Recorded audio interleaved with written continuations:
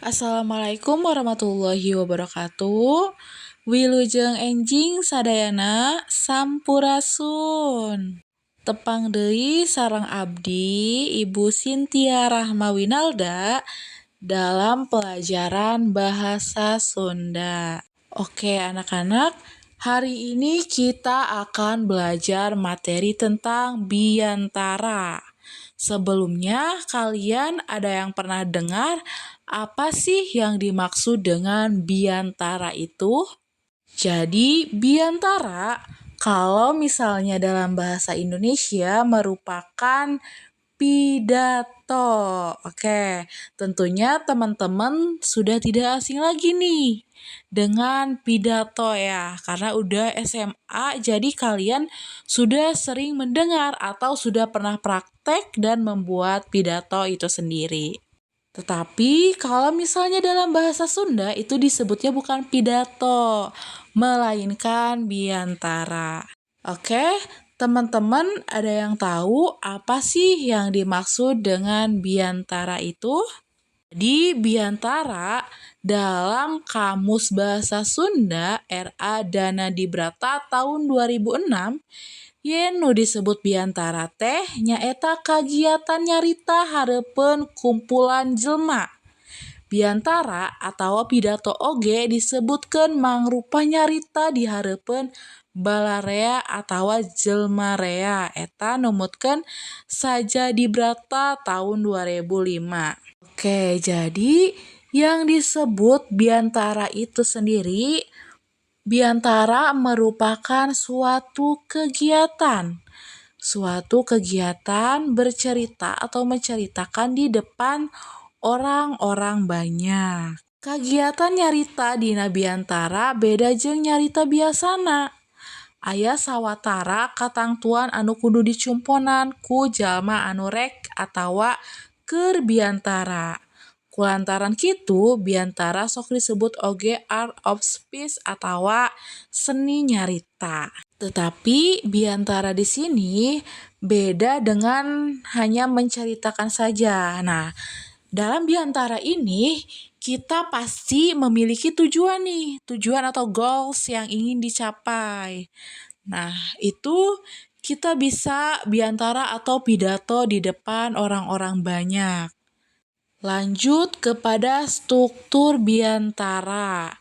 Yen di sini menurut Tarigan biantara teh miboga sababaraha struktur. Anu kahiji biantara ngalaporkeun, anu kadua biantara kakulawargaan, nu katilu biantara ngayakinkeun jeung nu kaopat biantara ngarundingkeun. Oke, yang pertama ini sendiri yaitu biantara ngalaporkeun atau biantara melaporkan. Nah, kadang suka ada orang yang berpidato kayak himbauan dan lain sebagainya. Itu merupakan termasuk ke dalam golongan melaporkan. Dan lanjut di sini yang kedua atau ada biantara kakulawargaan atau biantara kekeluargaan. Nah, biasanya di sini jika biantara kekeluargaan atau pidato kekeluargaan itu seperti sama dengan kita berpidato di depan keluarga-keluarga kita atau hanya acara inti seperti berpidato lamaran dan lain sebagainya. Dan yang nomor ketiga ini di sini ada biantara ngayakinkeun atau biantara meyakinkan.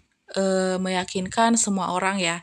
Misal contohnya contoh terdekat yaitu dengan cara kita meyakinkan atau promosi sebagai ketua kelas atau ketua OSIS bisa. Nah, misal kita ambil contohnya ketua OSIS ya.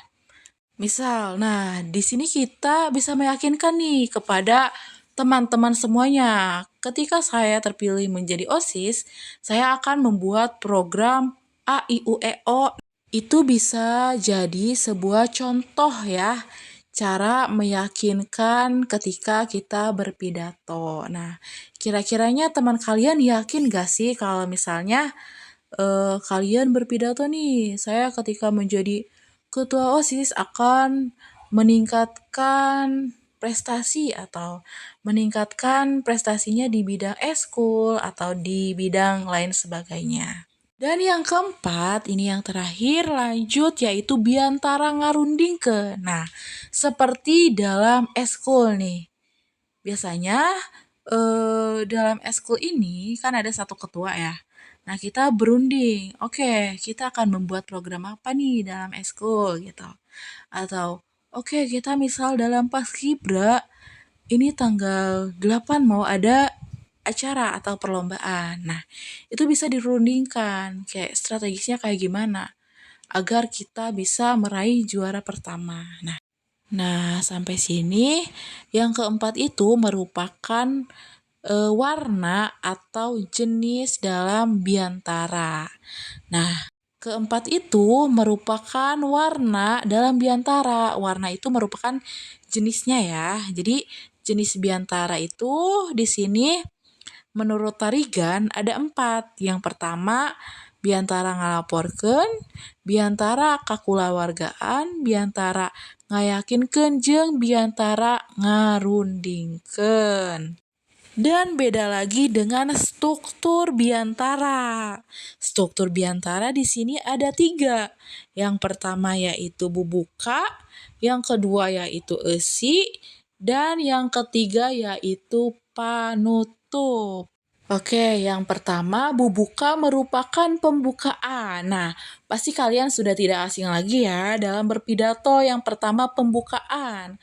Kayak gimana sih misal pembukaannya? Kita biasanya contohnya kayak Assalamualaikum warahmatullahi wabarakatuh. Selamat pagi, salam sehat atau salam sejahtera. Nah, dari situ kayak boleh ditambahkan dengan doa atau sholawat dan salam kita curah limpahkan kepada junjungan Nabi kita. Nah, itu merupakan contohnya. Atau isi itu merupakan isi atau bagian yang ingin disampaikan. Nah, kalian harus siapkan nih. Apa sih tujuan kalian gitu? Apa sih hal yang ingin disampaikan oleh kalian kepada si audiens itu sendiri? Bagaimana isinya? Gitu. Yang ketiga di sini ada panutup. Anu biasana ngaweku sanduk-sanduk, bisi salila, cacarita aya kekecapan anu salah atawa teu merenah. Tuluy ditema ku ngahaturkeun nuhun ka hadirin anu geus saregep ngabandungan biantara. Nah, biasanya dalam penutup ini kita kayak sanduk-sanduk itu kayak meminta maaf jikalau ada salah-salah kata selama kita berpidato itu sendiri. Lanjut di dieu aya padika biantara. Biantara teh sok dipatalikeun jeung seni nyarita. Nah, numutkeun maraneh naon sih sababna geuningan biantara teh sok dipatalikeun jeung seni nyarita?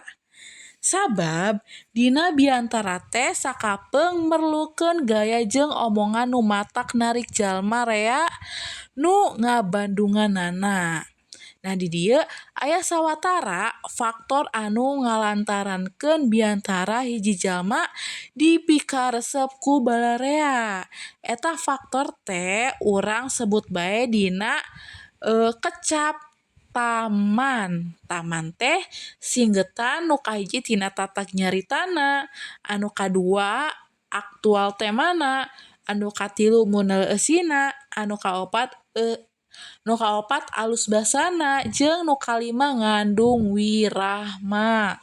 Oke, kita bahas dulu. Jadi di sini padika biantara yaitu ada keterkaitannya dengan seni menceritakan.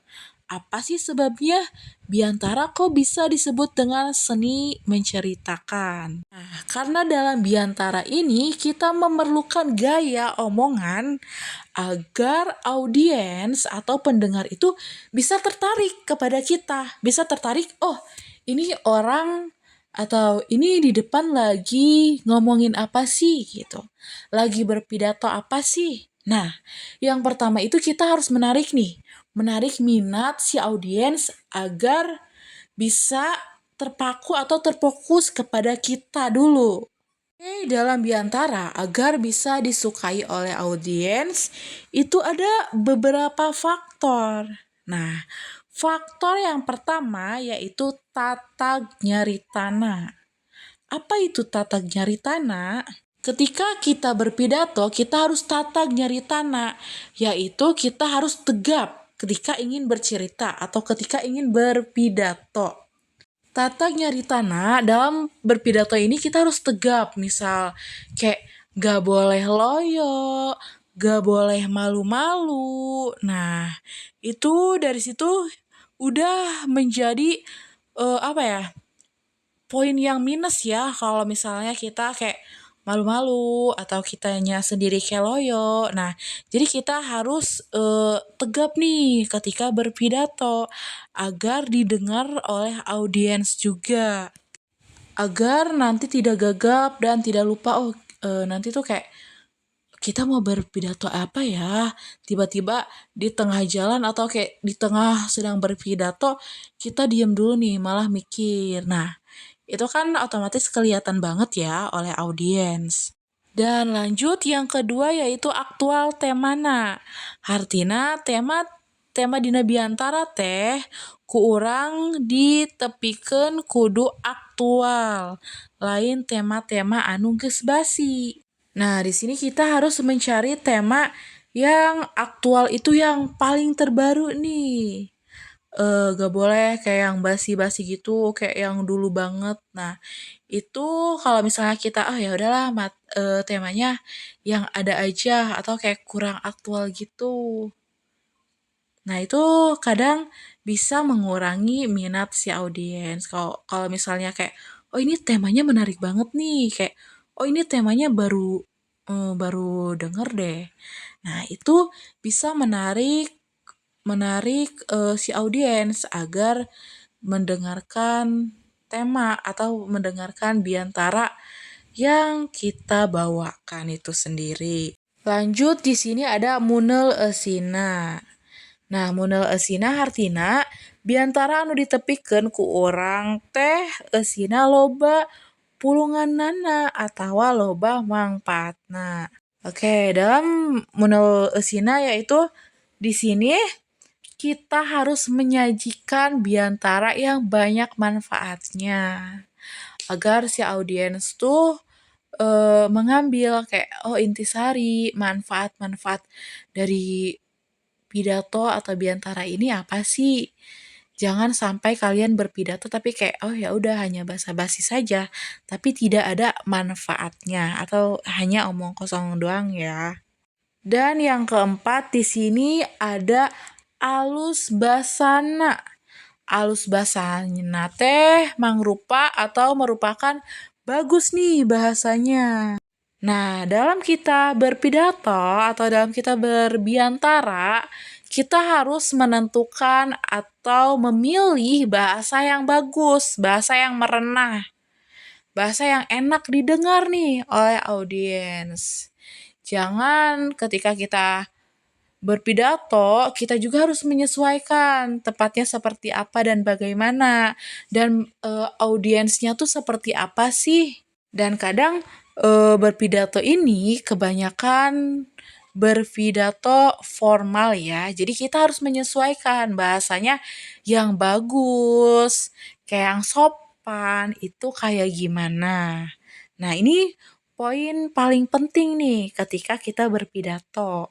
Yang kelima yaitu ngandung wirahma. Hartina dina biantara teh omongan orang kudu diatur gancang kendorna, tarik halona atawa luhur handapna, tegesna dina nepikeun biantara teh kudu make lentong atawa lagu kalimah anu hade. Nah, maksudnya itu di dalam wirahma itu kita harus mengatur juga. Misal panjang pondokna atau gancang halona itu seperti kayak kecepatannya. Nah, itu kita harus amat sangat mengatur ya. Jangan dalam biantara kita kayak terlalu cepat kayak assalamualaikum warahmatullahi wabarakatuh bla bla bla dan lain sebagainya. Nah, kita harus bisa maksimalin nih setenang mungkin agar si audiens tuh menangkap kayak oh ini orang berpidato tentang apa sih. Nah, kalau misalnya kita kecepatan otomatis kayak orang-orang hah ini berpidato ngomongin apa ya ngomongin apa ya, jadi kurang jelas gitu. Lanjut yang keempat di sini yaitu nyusun teks biantara.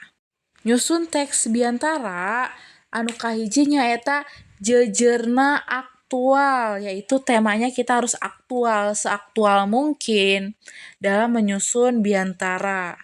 Anu kadua yaitu rangkaiana weweg. Jieun rangkai atau tulisan dumasar kana struktur biantara nu ngawengku bagian bubuka, eusi, jeung panutup. Nah, rangkai weweg ini di sini kita harus menyusun kayak misalnya pembukaan, isi, dan penutup. Nah, itu harus diatur sedemikian rupa. Jangan sampai kayak racu nih tiba-tiba apa ya assalamualaikum terus langsung intinya itu tidak boleh gitu atau kayak assalamualaikum langsung penutup nah kan itu tidak mungkin. Yang ketiga di sini eusina munel eusi biantara teh kudu munel hartina rea mangpaatna jeung pulunganana teu padu ukur nyieun atawa nyonto teks biantara anu geus aya. Jadi yang dimaksud eusina munel ini di sini kita harus menyajikan biantara yang bermanfaat nih agar kayak si audiens mengetahui atau dapat ilmu baru dalam biantara yang sudah diberikan atau yang sudah disampaikan oleh kalian semua. Dan juga bahasana hade. Nah, di sini kayak sudah dijelaskan ya tadi kayak misalnya bahasanya tuh harus bagus, sopan gitu. Tidak boleh bahasa yang seenaknya atau kayak menggunakan bahasa gaul dalam biantara itu sendiri. Oke, sampai sini ada yang mau ditanyakan? Coba sekarang kalian membuat salah satu pidato atau biantara, terserah. Mau jenis tentang biantara ngalaporkeun atau biantara kekeluargaan atau biantara ngayakinkeun jeung yang terakhir yaitu biantara ngarundingkeun. Itu mah bebas ya kalian mau yang mana aja silahkan. Ibu membebaskan kalian untuk memilih. Tulis di buku masing-masing silahkan. Habis itu nanti tolong difotokan dan setelah difotokan dikirim kepada link yang ibu kirim di grup ya. Oke, sekian dan terima kasih. Sampai sini saya tutup. Wassalamualaikum warahmatullahi wabarakatuh.